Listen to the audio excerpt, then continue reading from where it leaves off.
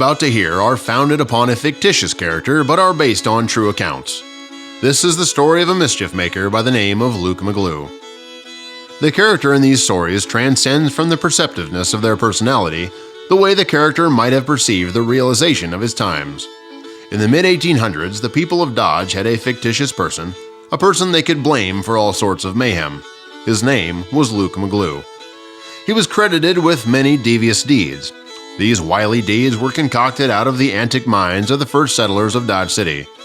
They were frontiersmen, doctors, lawyers, fraternity members, and gangsters. Their purpose for these Machiavellian actions was to lay down the severe conditions whereby an outsider became a member of the group, known as the Dodge City Gang. Many of the gang members would pull a prank, then pass it off on another individual or a fictitious person by the name of Luke McGlue. These are some of the stories of the mischief makers of Dodge City, which takes place from 1877 to 1880, a time when Dodge City, Kansas was full of pranksters. My name is Luke McGlue. Back in the day when I was much younger, my parents referred to me as Luke Buster McGlue.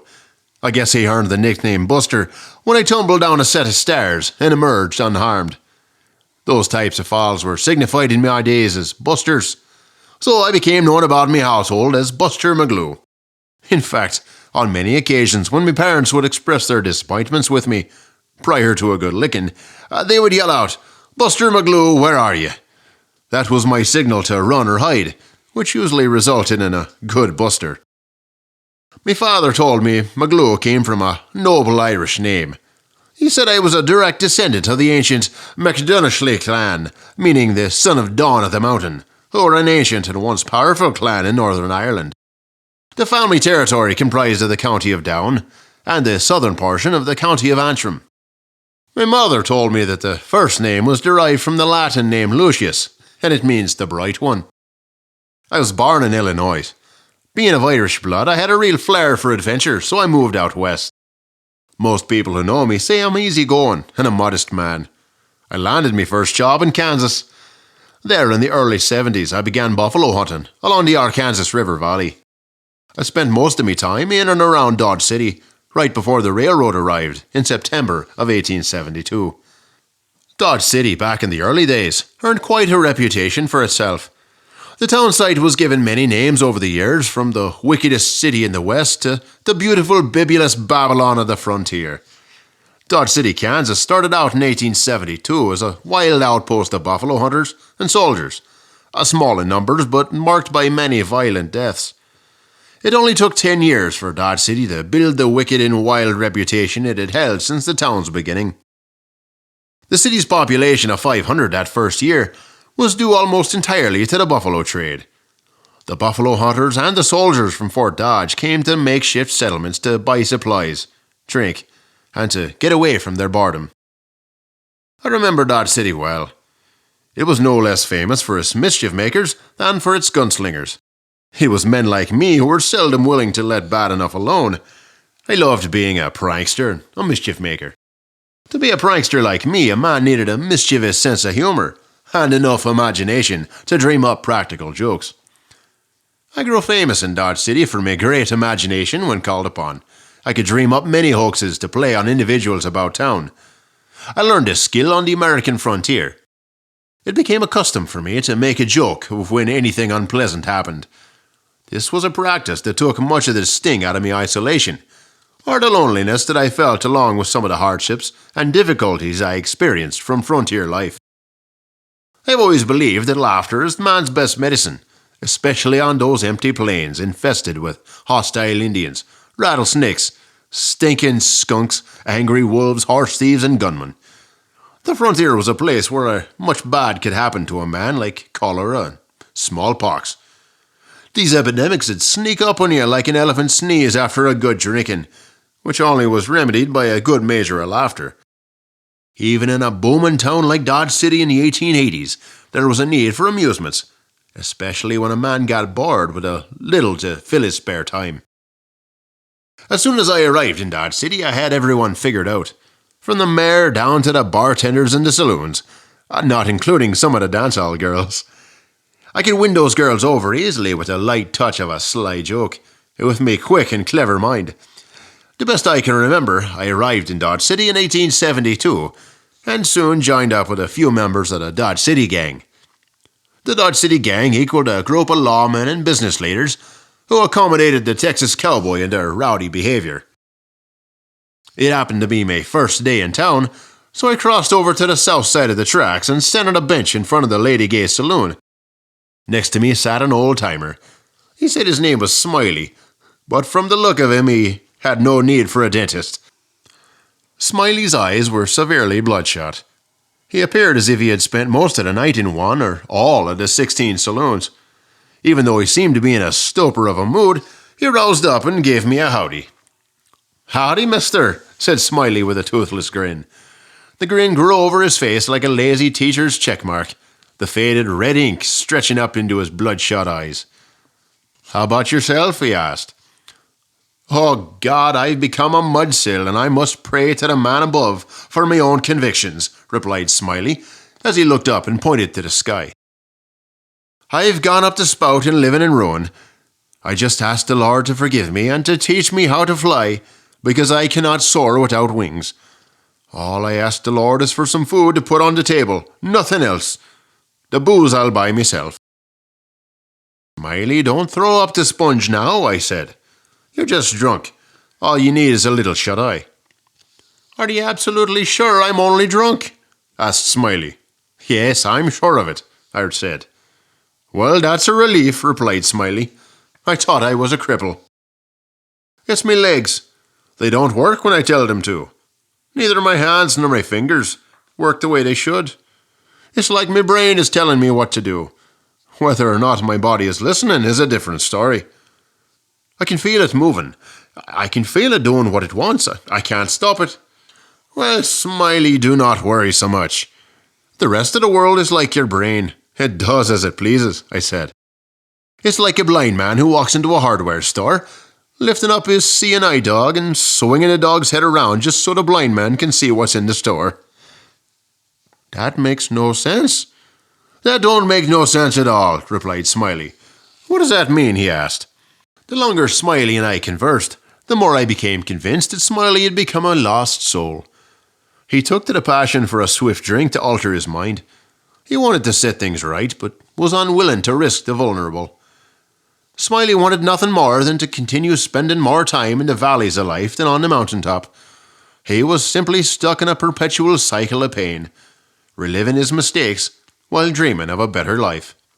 From the bench where we were sitting, I saw a man coming down the boardwalk. His callous skin was oddly juxtaposed to the crispness of his suit, tailored to perfection. His eyes had a look that long hankered for mischief beneath heavily wrinkled lids. He walked with a slight bend, yet moved swiftly across the boardwalk. Ahead of the man, on a long leash, was a male greyhound dog. The dog, flat-flanked, in colour neither dark nor fair, stopped, reached his head under his hind legs, and took a good long lick. Smiley, who sat next to me, took note of the dog and said, "All my life I wished I could do that." I got up from the bench, stared down at old man Smiley, and said, "You'd better pet him first. He looks mean as hell." I looked back at Smiley, and he was grinning like a jackass eating cactus. I followed the man and his dog into the Lady Gay Saloon. I stepped up to the bar, sat next to the man, and ordered a drink. The man with the greyhound dog sitting next to him introduced himself. He said his name was Kelly, and he held the position of mayor of Dodge City. "I'm part owner of the Beatty and Kelly's restaurant, and I love animals," he said. "I once had a pet bear by the name of Paddy, up until 6 months ago, that is." Mayor Kelly turned, raised his shot glass to me, and jeered, "Let's make a toast to Paddy." He clicked on his glass to get everyone's attention, cleared his throat, and said, "To a plethora of bears." The saloon went silent, followed with an echo of boos, and Mayor Kelly promptly sat back down. I looked over and said, "Wow, that means a lot." Mayor Kelly continued his story. "My Paddy Bear was involved in many practical jokes. He was the town pet, and often broke loose from his bonds. One morning, after enduring an uncommon lot of persecution, Paddy ran into the Dodge house, looking for protection. A commercial traveller from the east checked into one of the downstairs guest rooms. Having retired late the night before, he still was asleep when Paddy entered the motel. The hot air in the hotel got the best of the traveller, so he left his door ajar. Paddy must have seen the open door as an invitation to join the sleeping salesman. Into this room rushed Paddy, who sought refuge under the bed. For a time all was quiet, save for the heavy breathing of the tired wayfarer. Paddy must have felt uncomfortable lying under the bed. There was none too much room between the bed slats and the floor. Plus, the man in the bed snores became so loud, Paddy must have thought he was making an offering for Paddy to join him. Paddy decided to stand up and shake off the slumbering man's bed. This caused a sizable commotion in the room. The man and the bed, including mattress, covers, slats, springs, and all, heaved widely about the room. The commotion brought the sleeping man to his senses. In an awakened panic, the man peered under the wretched bed, seeing two fiery eyes glaring at him. Paddy, thinking that his tormentors had returned, ventured to growl. The next instant, the hotel clerk heard a yell, and a white figure shot through the office and out of the doors. The traveller, clad only in a nightshirt, scared several entering visitors of the hotel. The man, in great fear for his life, blurred by the visitors to such a degree that they only saw the whites of his cheeks. He turned the corner of the doorway in the hotel and ran out the front street, flashing his goods for everyone to see. He sprinted the entire length of Front Street and did not stop until he reached the depot. At the depot, several onlookers overtook the man and reassured him that there was no danger. They escorted the relentless man back to the hotel. The next day, the travelling man left on an eastbound train. "That's quite the story," I said. "You must have felt some sympathy for the travelling salesman." Mayor Kelly leaned back in his chair, shot me a grin, and replied, "No, not really." "Why not?" I asked. "The salesman was selling no soliciting signs," replied the mayor. Mayor Kelly laughed, took a drink, and settled both elbows on the bar. There had to be more to this story, I thought to myself. I became very curious about the bear, and I had to ask, "Well, what happened to Paddy Bear?" The animal grew larger, and the rowdy cowboys continued to torment me poor Paddy Bear. Paddy had to put up with these rowdy cowboys throwing trash at him. Paddy became so mean that he'd steal a fly from a blind spider if someone messed with him. So he finally took his revenge on the human race. This revenge was rather noticeable after we found the half-eaten arm of a drunk Texas drover in his bear cage. I knew Mayor Kelly was serious about his pet bear from the expression on his face. He never smiled, frowned, or even changed his voice. This showed me there was clearly nothing ridiculous or funny about his story. It was during a moment of silence at the mayor's voice when I responded. "Tragic news," I said. "You have to admire Paddy, for only an idiot would put his arm into a bear cage." "What happened to Paddy Bear?" I asked. Paddy became crazy enough to eat the devil with his horns on, so I had to exterminate him a few months ago. I served him up as the principal dish at our community Christmas dinner. He made a fine patty of meat, and I had a large turnout for dinner," the mayor solemnly replied. "You ate your bear patty at Christmas dinner?" I asked. "Yep, I sure did," replied the mayor, "along with many of the prominent people here in Dodge City. It was a time in the season when we felt the need to celebrate, so I decided to prepare a feast for the community." "Well, as you know, it's Christmas Eve, a time for friends to get together for drinks and warm laughter, for sharing good stories." Mayor Kelly paused. I remembered the night well. There was something special about that Christmas Eve, of seeing the extraordinary and the ordinary. Mayor Kelly reached over to the bottle sitting next to him, poured a double shot of whiskey, and looked me in the eyes to finish his story. "It was a tough decision, but I decided to share Paddy Bear as the ultimate Christmas gift. I told Beatty, my partner, to whip up a good recipe, but I was responsible for the butchering." "How did you prepare Paddy for a meal?" I asked. "Butchering Paddy was no easy feat, partly because I had to do it myself," the mayor continued. "A skinned bear has an uncanny resemblance to a human being, which can be disturbing to the human soul. And then there's this slime. A jelly-like layer surrounding the muscle groups. This sly made butchering Paddy an unpleasant task. "Did you enjoy your meal?" I asked. Everyone was very complimentary to the meal, and we had a toast afterward to celebrate Paddy, as he tasted like venison.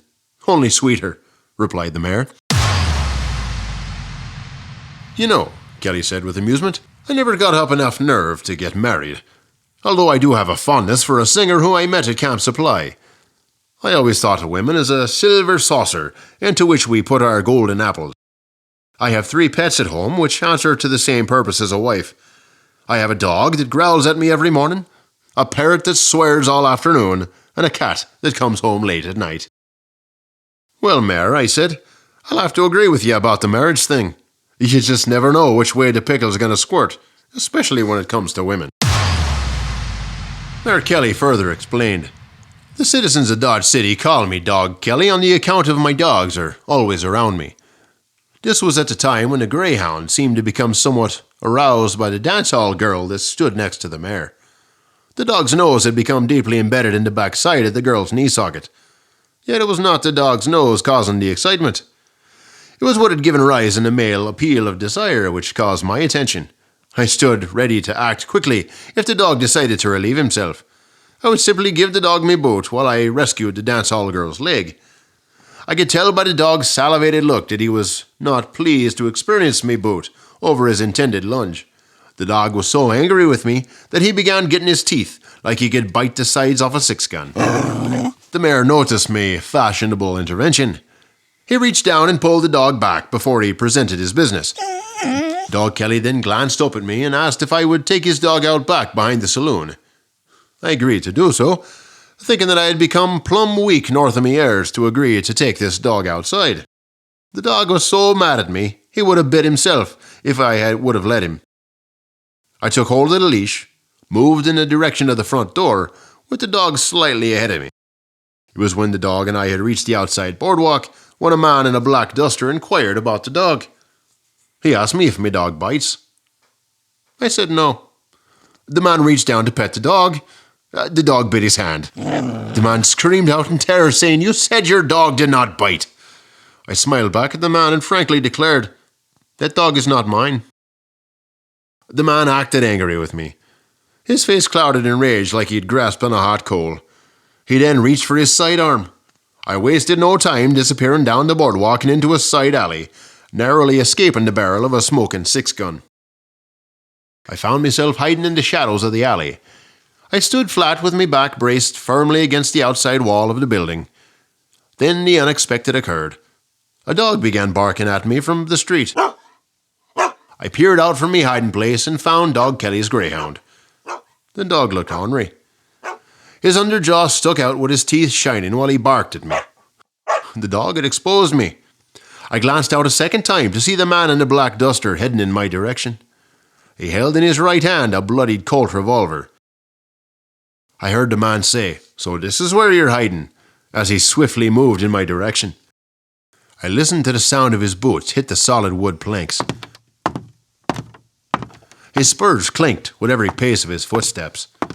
It did not take long for him to reach me. I now found myself in a life-threatening predicament. The man appeared. His black duster was pulled back over his holster with his gun belt exposed. I felt helpless as I saw he had a bead on me. He pointed his 6-gun down the narrow alley, aiming the barrel directly at my head. I had nowhere to run. There was only one way out, and the passage had become blocked by the man who stood in front of me. I braced myself, closed my eyes, hearing only the cock of the hammer, and waited for me fraught moment with death. What happened next was simply amazing, for as soon as the man pulled back the hammer on his pistol, he also disappeared in a flash with a blow. It seemed as if the local Marshal, Larry Dager, had tracked this man for some time. Marshal Dager, with one swing of the butt end of his shotgun, took the man out. Dager's fierce blow to the man's head was so forceful that he lasted as long as a pint of whiskey in a 5-handed poker game. My aggressor now lay helpless on the ground. Thanks to Marshal Dager, I did not end my time in Dodge City on what would have been a very short stay. It was at that point in my life I knew I'd found a home. I felt like a rich possum in a gravy. No, my legend had to live on. so Dodge City would have an extra story or two to write or talk about.